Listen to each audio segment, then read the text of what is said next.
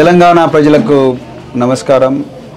ఈరోజు ప్రజాపాలన అనే పేరుతో ఏదో ప్రతీకార పాలన నడుస్తున్న ఈ రోజుల లోపల మరి నేను మల్కాజ్గిరి ఎంపీ అభ్యర్థి పెద్దలు రాగడి లక్ష్మారెడ్డి గారు, అదేవిధంగా నాగర్ కర్నూల్ ఎంపీ అభ్యర్థిగా మరి కేసీఆర్ గారి ఆశీర్వాదంతో పోటీ చేస్తున్న నేను ఈరోజు ఆ నాగర్ కర్నూల్ ప్రాంతం నుంచి, కొల్లాపూర్ ప్రాంతం నుంచి, రకరకాల నియోజకవర్గాల నుంచి ఇక్కడికి వచ్చి దశాబ్దాలుగా మరి అత్యంత దయనీయమైన పరిస్థితుల్లో బతుకుతున్న ప్రజల కష్టసుఖాలు తెలుసుకోవడం కోసం ఇక్కడికి రావడం జరిగింది.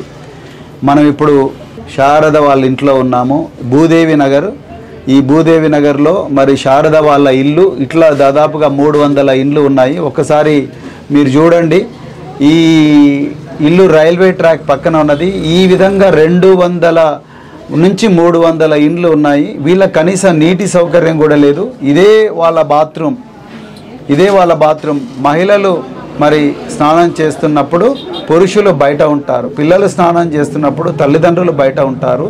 సో ఇది పరిస్థితి. మరి పురుషులు స్నానం చేస్తున్నప్పుడు మహిళలు బయట ఉంటారు. ఇది ఈరోజు మరి రేవంత్ రెడ్డి గారు చెప్తున్న మరి గొప్ప తెలంగాణ ప్రజాపాలనలో ఇవాళ ప్రజలకు వస్తున్న పీడన ఏ విధంగా ఉంది మీరు చూడండి. ఇంకా మనం బయటికి పోతే ఇప్పుడు వీళ్ళు కాలకృత్యాల కోసం రైల్వే ట్రాక్ తప్ప వేరే చోటకు పోయే పరిస్థితి లేదు. వీళ్ళ ఎంతమంది ఈ విధంగా చనిపోయినరో ఎవరికీ తెలియదు. సో ఇంకా బయటికి వస్తే మరి వీళ్ళకి పూర్వం ఇప్పుడున్న మరి ముఖ్యమంత్రి అప్పటి మల్కాజ్గిరి ఎంపీ రేవంత్ రెడ్డి గారు కూడా ఇక్కడికి వచ్చిన 5 సంవత్సరాలు ఇక్కడ ఎంపీగా పనిచేసిండ్రు. బాత్రూమ్లు కూడా ఇస్తామన్నారు, బాత్రూమ్లు ఇవ్వలేదు. కనీసం మురికి కాలువలు కూడా వీళ్ళకి లేవు. సార్ ఇక్కడ కింద చూపించు బాబు, ఇదే వాళ్ళ మురికి కాలువ. సో మురికి కాలువ మీరు చూడండి, అక్కడే దూరంగా ఉండే వాటర్ ట్యాంక్ కూడా ఒకసారి చూడండి. గత 10-15 సంవత్సరాలుగా వాటర్ ట్యాంక్ వస్తే తప్ప వీళ్లకు మరి నీళ్ళ మోక్షం లేదు.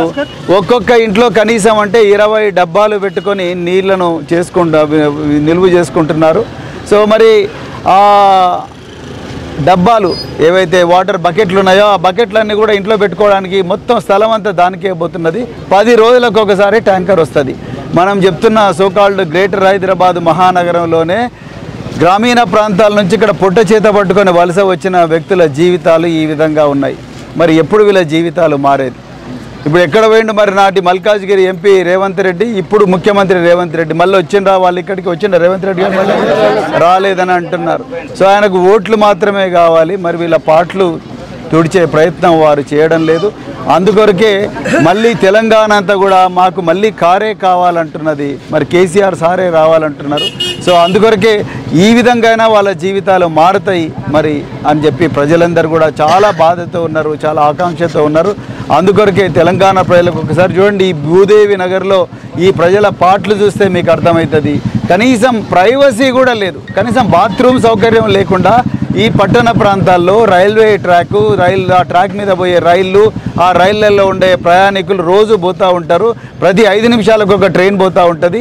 వీళ్ళు వాళ్ళ కాలకృత్యాలు మరి ముఖ్యంగా మహిళలు ఏ విధంగా తీర్చుకుంటారు ఒక్కసారి ఆలోచించండి.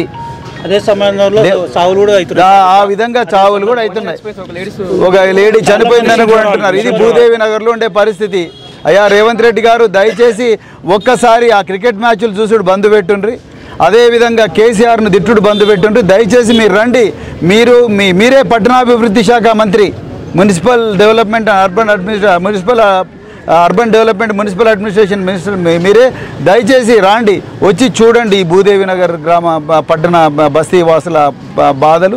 అందుకొరకు దయచేసి నేను తెలంగాణ ప్రజలకు మరొక్కసారి రిక్వెస్ట్ చేస్తున్నా, మన రాజ్యం మళ్ళీ మనం తెచ్చుకుందాం, మన జీవితాలు మనం బాగుపరుచుకుందామని చెప్పి కోరుకుంటూ మరి భూదేవి నగర్ వాసుల కోసం మరి వీళ్ళు ఏ ప్రాంతం నుంచి వచ్చిండ్రో ఆ ప్రాంతంలో నేను ఎంపీగా పోటీ చేస్తున్నా. ఆ ప్రాంతంలో మరి ఎంపీగా రాగడి లక్ష్మారెడ్డి గారు ఈ మల్కాజ్గిరి ప్రాంతంలో పోటీ చేస్తున్నారు. మా ఇద్దరికి కూడా మరి ఆశీర్వదించాల్సిందిగా మరొకసారి హృదయపూర్వక ధన్యవాదాలు చెప్తూ మరి భూదేవి నగర్ వాసుల సమస్యలను తప్పకుండా పరిష్కరించే ప్రయత్నం తప్పకుండా చేస్తామని చెప్పి, నేను కూడా లాంటి గుడిసెల్లో పుట్టిన బిడ్డన తల్లి. సో ఏ మాత్రం కూడా మీరు బాధపడాల్సిన అవసరం లేదు. మీ ఎంబడి ఉంటా, మీ బిడ్డలు ఎంబడి ఉంటా. మీ బిడ్డలను మాకన్నా గొప్పగా తయారు చేసి ఈ గుడిసెల నుంచి మీకు విముక్తి కల్పించేంత వరకు నేను నిద్రపోనని చెప్తూ మరొకసారి ధన్యవాదాలు చెప్తూ జై Telangana. Hit TV presents like share comment. TV వాళ్ళకు కూడా నేను ఒక సర్ప్రైజ్ ఇద్దాం అనుకుంటున్నాను. మీరు మాత్రమే జెస్సీ ఎందుకు అయ్యారు? ఇలాంటి అమ్మాయిలకి పిలవడానికి బాగుంటుంది. చందు సాయికి like you and have a జనాలకి ఒక పేరు నచ్చిందంటే దీనికి ఒక ప్రాసెస్ ఉంటుంది. ఎందుకు ప్రాసెస్ డైరెక్ట్కి వెళ్ళిపోదాం. ఏదైనా ఒకటి మర్చిపోయినావా నువ్వు? ఏం మర్చిపోయావు? ఏదో ఆ టైంకి మన సుడి బాగుంటే ఎవరన్నా చూపిస్తే రాయగలం కానీ డోర్ టు డోర్ సేల్స్ చేసేవాళ్ళు. శారీ వస్తుంది, శారీలో వెనకాల కట్టుకుని